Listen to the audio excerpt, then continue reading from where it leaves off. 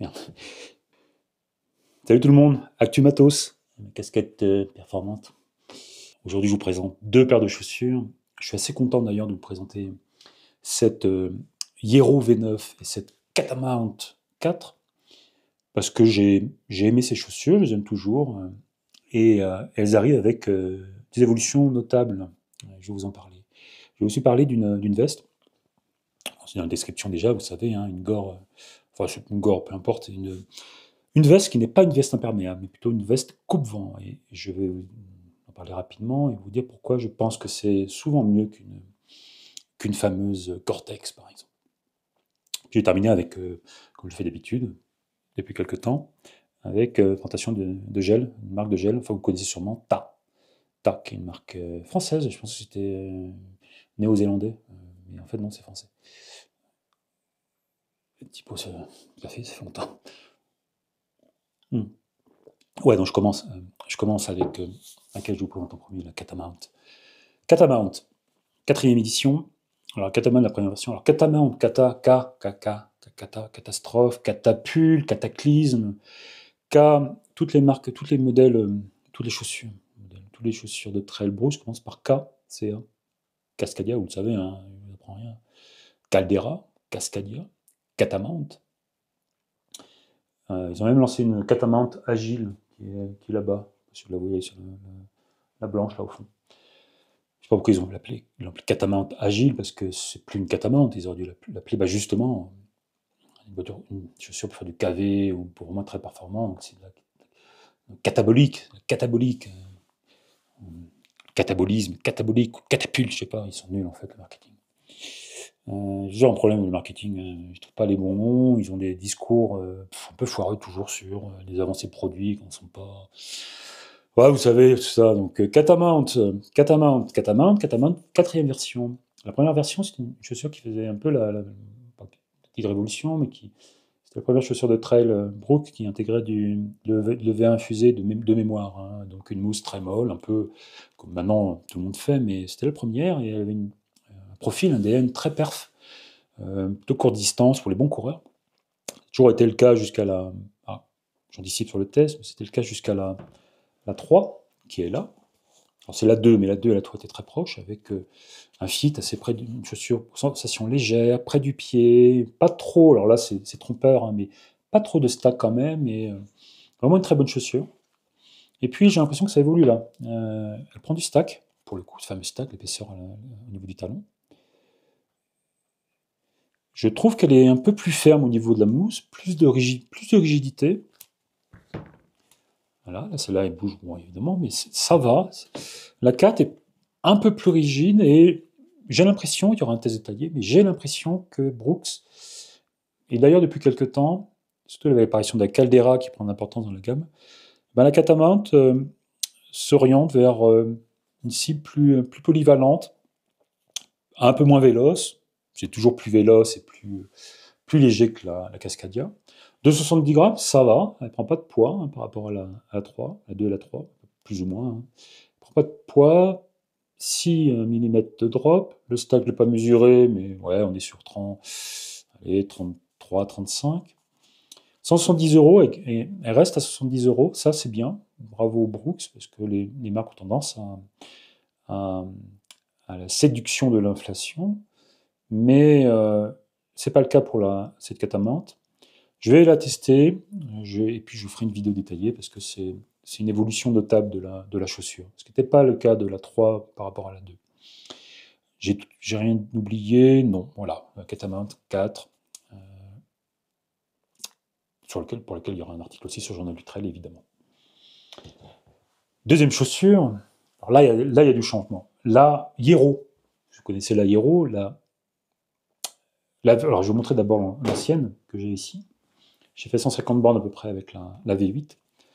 Elle avait surpris, moi j'ai été surpris par cette chaussure, une grosse évolution de la chaussure, dans le sens de quelque chose de beaucoup plus mou, beaucoup plus souple, par rapport à la 6, la 5, la 6, la 7, qui avaient à peu près calé leur ADN, leur image, sur une chaussure, pas pour de l'ultra, ouais, distance intermédiaire, entre 50 et 100 bornes, une chaussure assez ferme, assez assez tonique, assez stable, plutôt sur du terrain technique. Et ils ont lancé la V8, une chaussure toute molle, avec toujours évidemment du Vibram, parce que ça, ils le font sur les héros, mais avec des crampons tout petits, tout mous, très, avec qui s'usaient très vite, qui sont usés très vite. Là, j'ai 150 bornes et c'est très usé. Mais avec une caractéristique très joueuse, très amortie pour du distance intermédiaire. Et avec, voilà, je vous montre, je vais faire une vidéo détaillée, mais la mousse est tellement molle qu'on peut plier vous voyez, on peut plier le Vibram dessous. Bon, bah pourquoi pas, la chaussure change, on passe sur autre chose. C'est peut-être annonciateur d'un autre modèle chez New Balance, je ne savais pas trop, voilà. Il y avait la Summit, mais la Summit, ils ne communiquent pas trop dessus. Bon, ok, soit. En fait, je suis complètement trompé. Je ne sais pas ce qu'ils ont fait d'ailleurs au niveau du marketing chez New Balance. Ils ont sorti une Hero qui revient en arrière. On retrouve les gros crampons Vibram. Il doit y avoir 4 mm, 4-5 mm d'épaisseur. Mais surtout, quelque chose de beaucoup plus rigide, qui revient même sur un produit plus rigide, plus typé ultra que la 567, avec un stack énorme.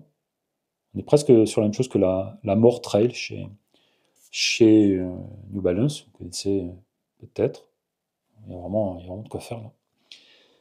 Et donc, c'est surprenant, parce que le chef de produit, il a lancé il était cohérent sur 3-4 éditions jusqu'à la 7, il a lancé la 8 complètement différente, et là, il revient en arrière vers un truc encore plus typé ultra que ça pouvait être le cas avant. Hero V9, et je vais la tester dans le détail. D'ailleurs, j'ai déjà couru avec, on ne voit pas trop là, mais j'ai un peu frotté, mais j'ai déjà couru avec, et je vais vous en parler assez rapidement, je pense. Il y a évidemment un article aussi sur le journal du trail. Hero V9. Fresh Faux Mix, blend, mix EVA PEBA. Alors, PEBA, c'est vraiment pour dire que c'est du PEBA, parce qu'en fait, ça n'a aucune des caractéristiques des chaussures route, hein, c'est pas du full PEBA.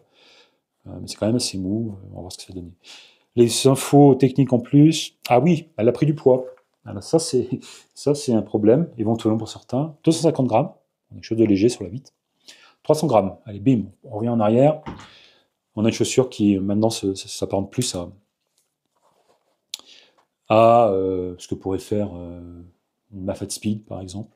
Vraiment de l'amorti, une bonne accroche, des crampons très découpés. Une Mafate Speed, une Trabuco Max. Ouais, une Trabuco Max, pas une Trabuco 13 tout court. Voire la Caldera. Voilà, Hero V9. Suite, les vestes. Vous savez que quand on fait un ultra, on est obligé les courses, en général, souvent, d'un matériel obligatoire, on a des vestes imperméables. Imperméables parce que il pleut et donc il faut se protéger. La pluie, c'est l'ennemi, c'est méchant et il faut se protéger de la pluie. Le problème, c'est qu'en fait, on transpire énormément, on transpire beaucoup. Et jusqu'à 1 litre, je crois, en plein effort, 1 litre par heure. C'est beaucoup 1 litre par heure. 1 litre de vapeur d'eau qui passe. En fait, on est toujours trempé, vous savez, on est toujours trempé. Et on est toujours en train de se plaindre parce que le marketing communique sur des capacités de protection, d'imperméabilité excellentes, mais aussi des capacités de respirabilité excellentes. Je pense qu'ici, personne n'est capable d'expliquer ce que c'est le taux d'évaporation de la vapeur d'eau. Donc le terme technique, c'est le Moisture Vapor Transmission Rate, un truc comme ça, MVTR.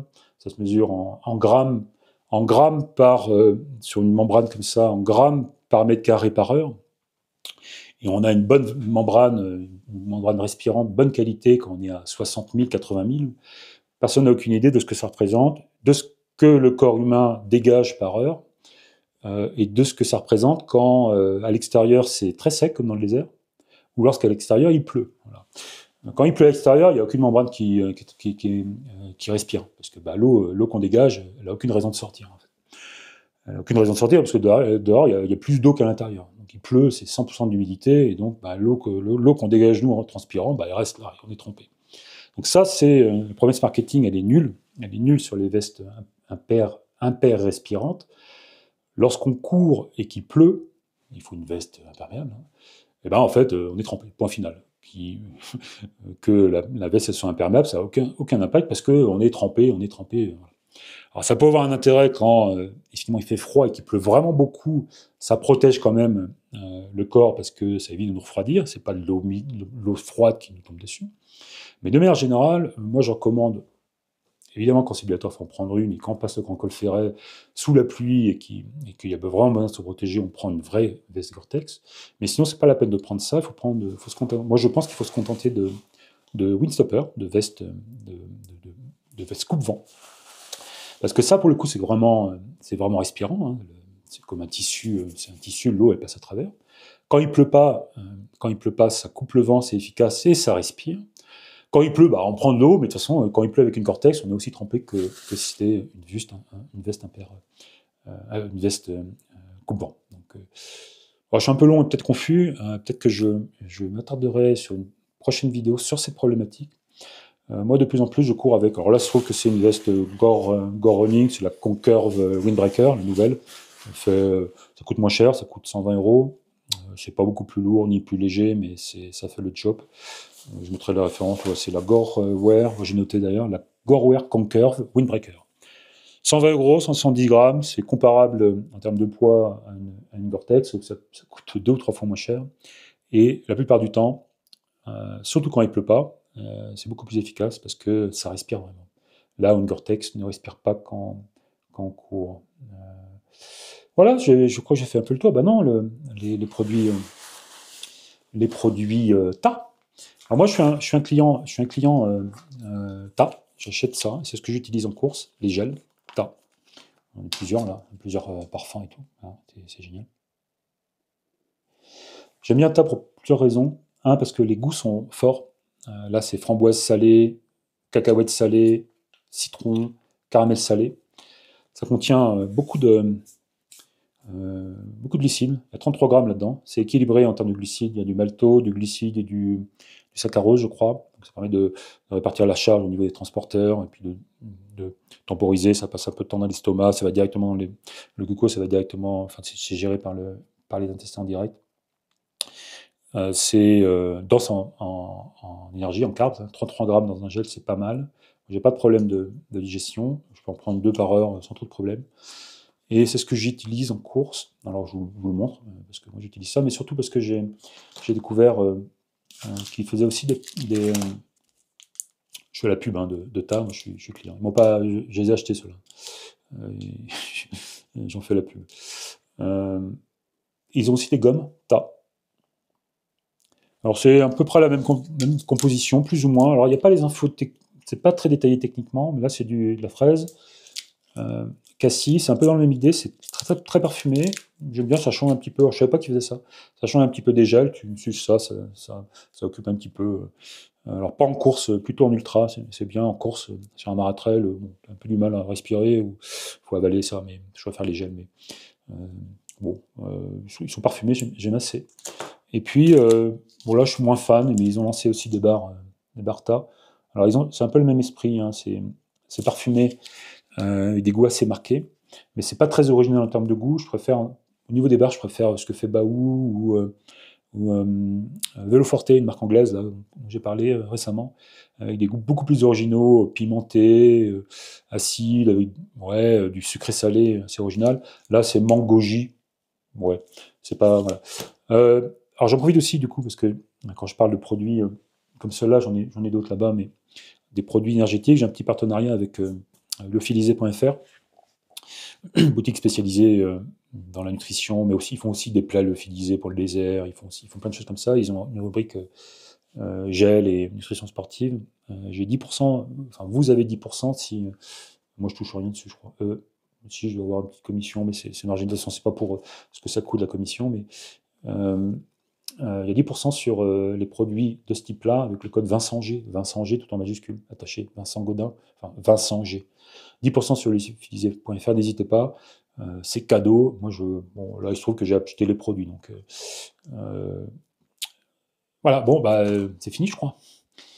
De quoi je peux vous parler encore petit résumé. Alors donc il y aura une vidéo détaillée sur la Hero V9, une sur la Catamount 4. Si vous ne connaissez pas la chaîne, tombez dessus. Sachez que tous ces produits que j'ai partout autour de moi, je les reçois gratuitement par les marques. Alors, parfois, j'essaie des produits. Là, les jets, je les ai achetés, mais je reçois gratuitement parce que j'édite deux magazines en ligne spécialisés dans le running et la course à pied. Journal du Trail, Trail Accès Trail, Run Mag, plus grand public sur le running. Et en général, les produits, alors pas toujours, là je les garde, quand je les teste moi-même, je les garde. Mais souvent, ils partent direct après chez le testeur pour que le testeur prenne le temps de le regarder dans le détail. Et voilà, donc ça passe ici, il y a beaucoup de produits, et c'est pour ça que je fais des Actu-Matos, pour montrer voilà, ce qui arrive aujourd'hui sur le marché, en nouveauté, avant que ça parte en test chez les testeurs. N'hésitez pas à vous abonner, évidemment, ou à vous désabonner, hein, si vous n'aimez pas. Moi, je n'ai pas envie d'avoir des gens un reach qui me génère un reach négatif. Avant, je faisais beaucoup de vidéos de courses, vous pouvez être déçus, j'en fais beaucoup moins, j'en ferai encore cet été, mais j'en fais beaucoup moins. Maintenant, je suis très axé matos, et ben voilà, posez vos questions en commentaire, je réponds toujours aux questions en commentaire. Les produits restent ici quand je teste, donc je suis tout à fait capable de répondre à vos questions. Et par exemple, sur la V4, par rapport à l'autre, la précédente, ben, je vais faire un delta. Voilà. À plus tard, allez, ciao.